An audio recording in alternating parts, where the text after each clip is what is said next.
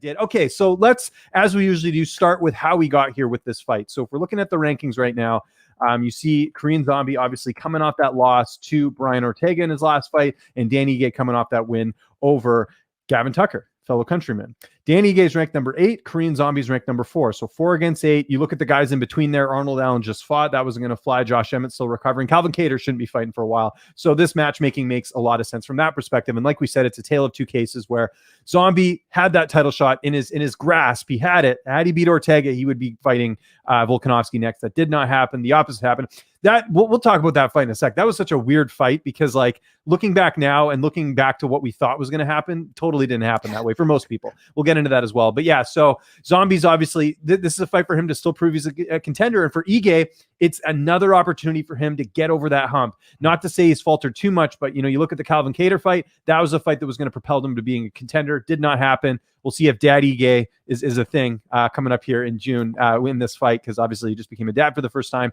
And so it's a tale of, like I said, Zombie still proving he's relevant as a contender, Ige needing to prove that he's a contender as well. Is that how you look at this fight? I love the matchmaking here, though. I think it makes a lot of sense. Yeah, it's kind of like two guys meeting in the middle in the rankings, right? One is, in the top 5, the other one's rising up the ranks. They meet in the middle, see who propels back up. Does the Zombie propel back up, or does Dan Ige propel up into that top 5? This is the matchup right here. And they made it a main event. And a lot of people might think, like, why would they make this a main event? You know what I mean? The Korean Zombie, I don't know. I think he's done like 8 main events, 9 main events in a row. But against Dan Ige, is he a big enough name? I guess he is, because why? They're giving him that main event slot. And it's not like he hasn't done it before. He was main event in the Kattar fight, right? So yeah. I think they think highly of Ige, and all he got to do is go out there and prove it now. And Ige's become a bit of a fan favorite, not for just the whole 50K shtick. He's an exciting fighter to watch. One of the nicest guys you'll ever speak to. Like, Dan, I can't say enough good things about the guy. He's just like, just, you wouldn't even know he's a fighter if you talk to him. Just, he's one of those guys, right? Like, he's just super polite. So yeah, and you're right. And I think he's won a lot of fans over because he's very humble. He goes out there, he does his job, and he takes care of business. So that's why he's getting the shot as well. Let's start first, though, with the Korean Zombie. Let's take a closer look at the stats here. So the Korean Zombie, Chang Sung Jung, hope I'm saying that right. John can correct me. That's why he's here. Known as the Korean Zombie. By the way, do they still sell those Korean Zombie t-shirts? I saw Eddie Cha wearing one the other day. I couldn't find them. I don't know how I missed that boat a couple of years ago. Not a couple of years ago. It's like 10 years ago they made those shirts. Do these still exist before we get into the stats here? Did you know? Did they still sell those shirts? Because they're awesome. You could probably find them on eBay or something like that. But I heard that there was some kind of like legal issues going on with those shirts because they didn't pay the Zombie or something happened. So he doesn't really promote those old shirts. He has this new brand that he puts out limited edition like hoodies and stuff like that. He kind of does it like the streetwear deal. Yeah. So he's hooked up with some hip hop company in Korea. So okay, that's why he has that stuff going on in Korea. Good call on eBay though. You might pay a little bit more, but I should go check eBay after this. Anyways, we're not here to talk about clothes. Interesting thing here with Zombie that I did make note of, and actually you tweeted out the other day. This is why you got to follow John on Twitter at JHKMMA. Is Zombie is in Arizona right now at Fight Ready, so that's interesting for this camp. I know it says on Tapology that's his camp, but last camp he did everything in Korea, if I'm not mistaken, because of the pandemic, right? Like he had to bring everyone in. I remember Bobby Moffett was there. There's a few other fighters that made the trip. I think Johnny Case was down there as well. So now being at Fight Ready, I think he has a little bit more in terms of resources because there's a lot of training partners they can bring in. That's a great gym as well. So, we'll talk a little bit more about the camp, but I did want to note that off the top here. So Zombie's 34 years old. He's 5'7" with a 72-inch reach. Comparing that to Ige, and we'll get into Ige's stats in a sec, but Ige's 29, 5'7" with a 71-inch reach. So they're both the same height. Slight reach advantage there for Zombie. Zombie a lot older here at 34. Ige only 29. So that's one thing to note as well. Chang Sung Jung has been in the UFC forever. I mean, that's one thing we can't look past here. He made his UFC debut back in March of 2011. Now, if you go back even further, I mean, I always have to point this out. I mean, WEC was obviously its own thing, but they didn't have a featherweight division in the UFC at the time. So really, when you're in the WEC at the time Zombie was, you're really in the UFC, right? I think we can agree on that because they had the best fighters there. So he made his WEC debut in April of 2010. So this is a guy that's been a mainstay fighting killers his entire career. Now, there is a gap there. There was that military service he had to do, right, where he was away for a couple of years, and that was after the Jose Aldo fight. He, basically fought Aldo in August of 2013, lost the title. He actually hurt his shoulder in that fight, and then didn't come back again until 2017. So imagine taking 4 years off and coming back and still competing at a high level. It's pretty incredible what he's been able to do in his career as well. So that's something that's a little bit interesting as well here. Obviously, he's got some notable wins. We got to point out here. Dustin Poirier. I mean, I know that was back in 2012, but still, I mean, that was the fight that I think forced Poirier to go to American Top Team. It was a great win at the time. He had a win over Mark Hominick. Broke my heart. 7 seconds knocking out Mark Hominick. After Hominick had fought Jose Aldo. So that was a big win as well. Dennis Bermudez finishing him. Bermudez was kind of a gatekeeper at the time. Moicano, I think he had only had one, or maybe he only had one loss at the time. I think prior to that in the UFC, for him to finish Moicano in the first round, super impressive. 58-second finish there. And then, of course, the Frankie Edgar win, which, that still is a good win. I know people might say Frankie's, lost a step or whatever, but Frankie was still winning fights even after he lost to Aldo. And if you look at how many fighters have finished Frankie Edgar, I know Sandhagen's in that category. He's only the first one at bantamweight to do it. But you look at featherweight, there's been 2 guys that finished Frankie Edgar.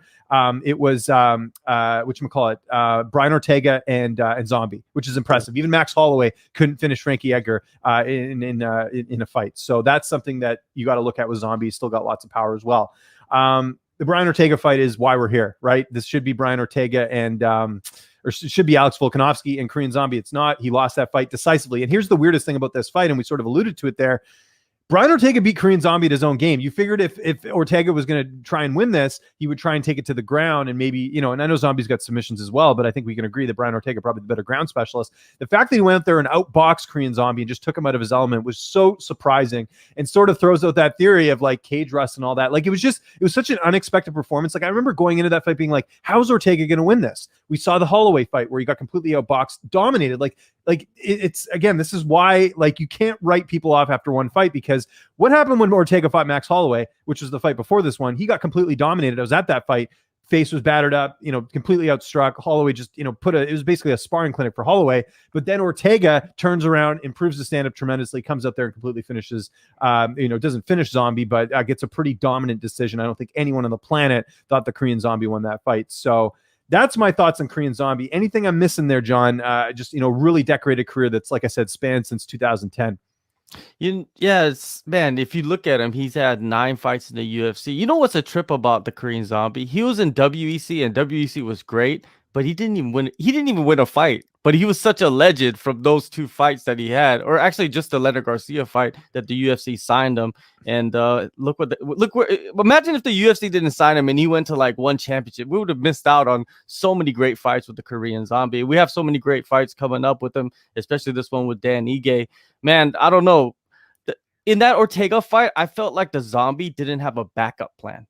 Yeah, that's what I felt like. I felt like they thought, Brian Ortega is going to come out a certain way, and this is what we're going to do, and we only have one plan. Or maybe that elbow did really affect him for that whole fight, because that's what he said when he came out after the fight, that elbow, once that happened, he didn't even wake up until the 4th or 5th round. So we could look at that and say, maybe it wasn't the best Zombie that we saw against Ortega. You know what I mean? That's what we could say heading into this fight. But like you said, everybody has recency bias, and they saw that fight and they saw the Zombie get dropped and just outclassed, and that's what they're gonna think heading into this fight. And Dan Ige is probably thinking the same exact thing. Yeah. Do we have odds on that fight yet? I'm not sure if we do have it on here, but I'm just sort of thinking about it now. Yeah, there we got it there. So, actually, I'm not seeing it on my screen, but do you see it? What are the odds? I know, because I know sometimes on this. Yeah, what would read the odds? It's minus 150 for the Zombie and plus 110 for Danny Gay. So it's close. That's, and again, I don't want to reveal my pick right away, but I think those odds are pretty fair. I think it is kind of a coin flip fight, because is it a case of Zombie regressing, or is it a case of, like John said, he didn't have a backup plan, he just fought a good guy? Because I mean, he lost to Ortega. Ortega's fighting for the title. Ortega might win the title. We don't know, right? I mean, that's we'll preview that fight when it eventually comes to fruition after the Ultimate Fighter. It could be a while, but you understand what I'm saying, is that I think that this fight is very interesting in terms of the style matchup. So let's get into Dan Ige right now. 50K Dan Ige, 29 years old, like I mentioned, featherweight, 5'7", 71-inch reach, comes to us from Extreme Couture, really good camp over there. Eric Nixick, definitely one of, in consideration, I think even right now, for Coach of the Year. Ige coming off, in my opinion, the best performance of his career, 22-second knockout over Gavin Tucker. The thing with Gavin Tucker, though, and I will just mention this, I'm not trying to take away anything away from Ige's win, but you knew Tucker was due for a knockout loss. Like, he does get hit a lot. So I think Ige probably saw that, and he's like, look, I'm not getting paid by the hour. Let's try and get this done in 22 seconds and get it done. And he did that, and he knocked out Gavin Tucker. But you remember even before, what was it? I'm trying to remember the fight he had in Edmonton where he got rocked. It was the Sangwoo Choi fight. Yes, he got dropped in that fight too. And then I remember even the fight before that against Rick Glenn, he got absolutely destroyed. So, again, great win for Ige, A+ performance. But I do wonder, are we at the point now with Tucker where he's just taking too much damage? Because Tucker's not a spring chicken by any means. Before that, Ige had lost to Calvin Kattar. Really close fight. Kattar obviously was one of those situations where you could see as the fight went on, Kattar was sort of taking over and Kattar just had an answer. And it was just, two strikers going toe to toe. And I think Kattar was the better striker. And Ige, you're not going to put away a Calvin Kattar. Max Holloway found that out, right? He threw the kitchen sink at Calvin Kattar. Somehow Calvin Kattar went into like zombie mode and just continued on and, took the decision, right? So I don't think Ige was going to go out there and do that. Now, before that, he fought Edson Barbosa. I do want to point out this fight because I do like sort of looking at this type of stuff. I remember watching that fight and thinking Edson Barbosa won. Now, I haven't gone back and watched it, but I remember at the time that's what I thought. And if you look here on MMA decisions, I'm just going to quickly go over there in terms of how the media scored this, because I haven't actually looked at this in a while. Only 2 media members scored the fight for Ige. 1, 2, 3, 4, 5, 6, 7, 8, 9, 10, 11, 12, 13, 14, 15 media members scoring the fight for Edson Barbosa. So just keep that in mind. It was a close fight. I don't think it was a robbery or anything like that. I think when you have a fight that's that close, it's one of those things that happens. So yeah, there could have been a loss there against Edson Barbosa. Just want to point that out and granted, Barbosa's, quite the talent as well. The fight before that, he fought Mirsad Bektik. I don't think that was a split decision. I think he clearly won that fight. So no arguments there. And then he beat Kevin Aguilar, Daniel Henry, Jordan Griffin, Mike Santiago, and then lost his debut to Julio Arce, which in hindsight is kind of weird looking back because I think Dan would destroy Julio now. But I believe it was a switch up in an opponent. I think it was supposed to be Dan Ige and Charles Rosa. Yes, it was. That was that Boston card for Ige's debut. So there you go. Ige's been in the UFC since 2018, which is crazy because, like I said, Zombie's been in the UFC, 7 years before that.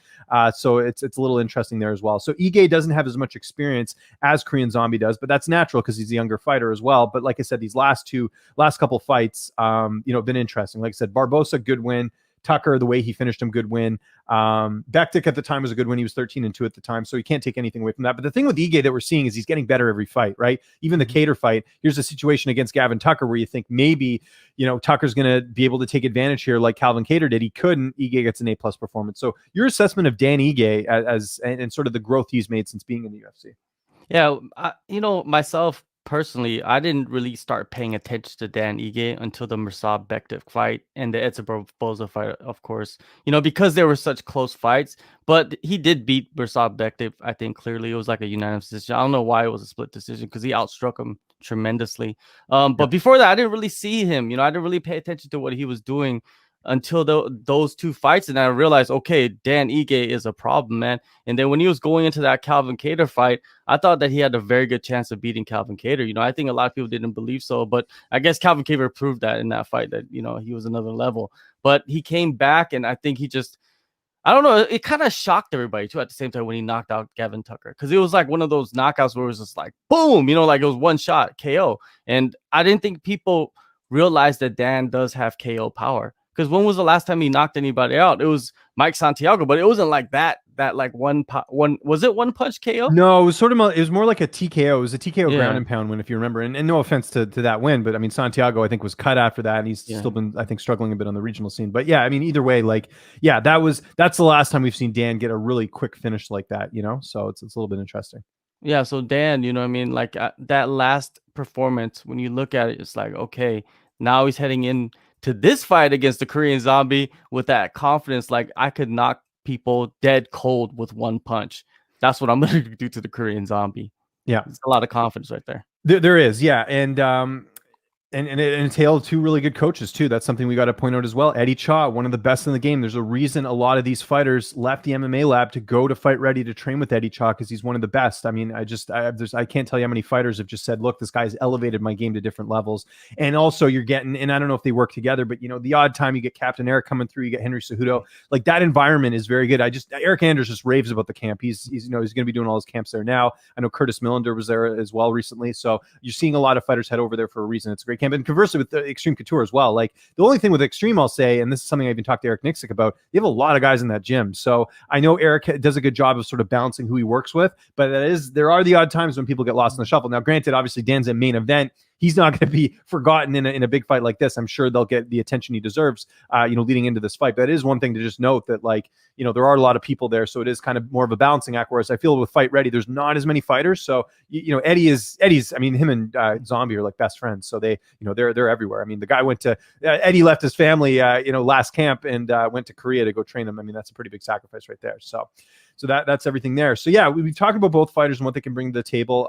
Again, Ige's got submissions. He's got good stand-up as well. He's got knockout power. Like I said, we don't see the knockout power that much. He's just got 2 TKO/KO finishes in the UFC. On the regional scene, he had a couple, knockouts as well, but not really known as a knockout guy. Now, for Zombie, he is a knockout guy. He's a finisher. I mean, a lot of his fights do not go the distance. So that's what makes this interesting with it being a 5-round fight.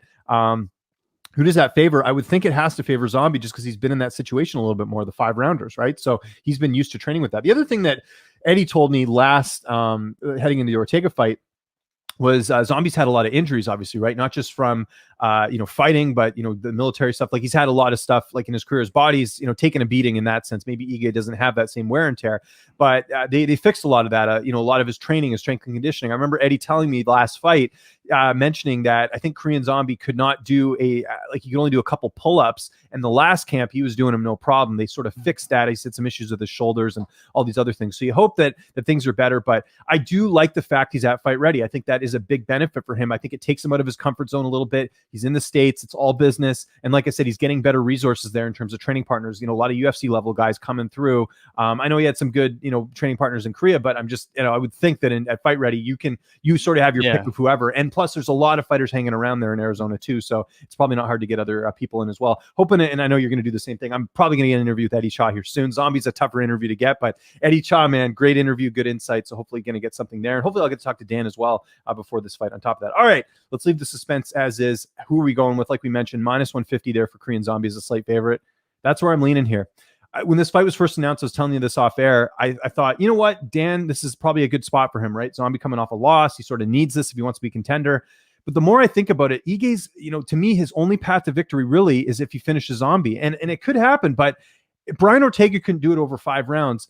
And you look at the last time he was finished, the Yair Rodriguez elbow in a fight that Zombie was winning, last second thing that happened. I mean, I don't want to call it a fluke, but I'm going to call it a fluke. That was a fluke. I mean, I think if that elbow did not land, if it missed somewhere else, Zombie's probably not, losing that fight. He did lose to Aldo back in 2013, but that was also, he had a shoulder injury in that fight as well. And then he did get knocked out by George Root back in 2010. But I think overall, if you look at his fights, he's pretty tough to take out. And even some of those finishes, the Aldo one, for example, that was a 4th round finish. Yair was 5th round. You get where I'm going with this, John. If you're going to finish the Korean Zombie, it's not going to be a Gavin Tucker situation. It's likely going to be something a bit later. Does Dan Ige have that same pop in a 4th or 5th round? We don't know. We've never seen him do it. His finishes are quick. The Santiago win, the Tucker win, they were early on. So that's sort of where I look at this fight, where I say you've got 2 guys who are physically the same. I mean, in terms of height and reach, Zombie's a little bit older, a little bit more wear and tear, but he's also fought better fighters overall. If you look at the resume, Korean Zombie's fought better guys. So he's got that in his back pocket as well.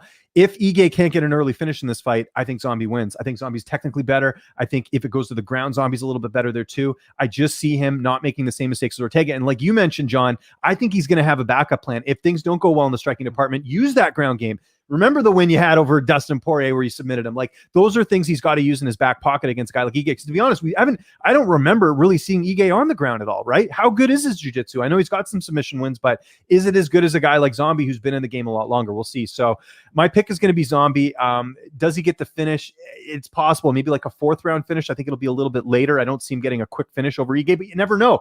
These 2 guys both have shown throughout their career that they can get wins early on, but they're also 2 guys who are very durable. So I tend to think that it'll either be a late finish for Zombie or a decision win, but I think Zombie bounces back in a big way. I think a lot of people are going to put too much stock into 2 things. Number one, Ige's win over Gavin Tucker in his last fight. Like, I could honestly see this line flipping. I could see Ige being the favorite by the time we do the fight, because not only the Tucker win, but also Ige's a fan favorite on Twitter. People like him. He's very interactive. Zombie, not so much. He's, doesn't speak a lot of English. He's not as interactive. I could see, people sort of having the bias of the fan favorite and sort of ignoring that, kind of like we've seen with some other fights recently where, the more popular fighter tends to get more love from the fans. So I'm going with Korean Zombie. I'm curious to get your pick on this one. I don't think you're going against Zombie here, but we'll see. I see a lot of parallels with this matchup and the Calvin Kattar Dan Ige matchup. You know what I mean? I see so much, that is similar. Both guys, they like to use their hands. And Ige, I don't know if he even goes for many takedowns. His takedown accuracy is 27%. So that just tells you right there, he's probably not going to go out there and try to take down the zombie and work some jiu-jitsu. It'd probably be the other way around. Like you said, the zombie could come in here with plans to strike. If it's not working out too well, he could take him to the ground. And Dan Ige's takedown defense is not very good either. That sits at 59%. I was looking at some of these stats, and it was a trip that, Dan Ige, he's not very good at wrestling, it seems like, just by looking at the numbers. I mean, Yeah. he No, probably is good, but Mhm. I mean, like, his takedown defense is not very high. So I can see the zombie maybe taking him down. If the zombie needs to, he could go to the ground and take him out. But I don't see that happening. I think that Danny Gay is going to go out there and he's going to fight him like he fought Calvin Kattar. He's going to go forward and use combinations, and he's going to box. And I think the zombie is just too much more versatile on his feet. And I think that he'll come with something different. He always bounces back after a loss with a finish. If you've seen, every time he's lost, he's come back, finished the guy. Like performance bonus finishes, right? So I think he's going to go out there. Danny Gay is going to make it a dirty fight. I don't think it's going to be an early ending to a fight. I think it's going to be like third, fourth, or fifth round finish. And I seen the zombie getting it done against Ige. There you go. I would be shocked if you'd pick against, the Korean zombie, yourself. I mean, that is, would you get kicked out of the country? What would happen there? Probably. They probably sent me to the military again. Yeah, exactly. I sent you did you have to do military service? Yeah, I did military service. Did you really? Oh, good for you. Yeah. I didn't know that. So that's crazy. I didn't learn something every day about my co-host. There you go. Yeah. So we're both on Team Zombie. What are you guys picking? Let me know. Go in the Fantasy Fanatics MMA app. You can get your picks in, or you can talk some smack to us as well. If you guys are on Team Ige, we want to hear from you. We're also on Twitter as well. Very interactive on there, at Lynch on Sports, at JHK MMA. We'd love to hear from you. We want to be more interactive with you guys as well, or leave a comment on the video. Curious to see who you guys are picking for this fight, because like I said, it's a close fight. I agree with the odds. I think the odds are perfect. I don't typically agree with how odds go in terms of how they open the lines, but I think it's very clear. Is it a case of Zombie regressing and that maybe Ortega isn't as good as we thought he did, and maybe Zombie's taking too much damage, or is it a case of just one bad fight and he can bounce back? We'll see. Ige, like I said, has been waiting to break through that contender spot. This is a great opportunity for him. I don't think he passes the test, but we'll see what you guys think as well. All right, let's get to the